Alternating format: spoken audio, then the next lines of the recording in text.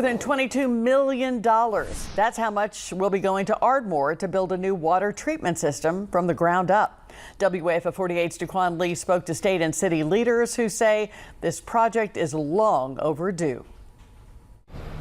According to Ardmore's mayor, their water system has been an issue for years and on the brink of collapse. Now, thanks to ADEM, the EPA, and state lawmakers, the town is now well on its way to correcting the problem. This grant represents the largest infrastructure investment in Ardmore's history, and I think that deserves a round of applause. Wednesday afternoon was a historic moment for the small town on the Alabama-Tennessee state line.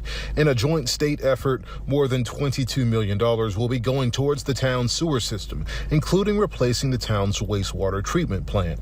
Billy Shannon, Ardmore's mayor, says this project is long overdue. We've had this problem.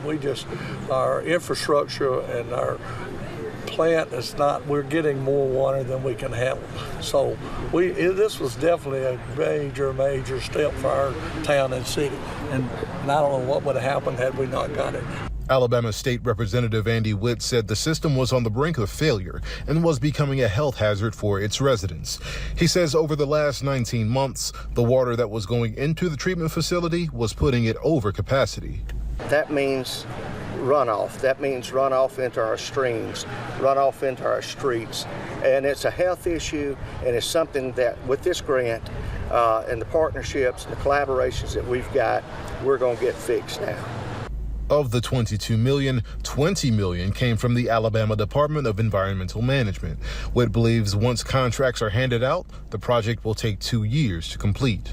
Reporting in Ardmore, Daquan Lee, 48 on your side.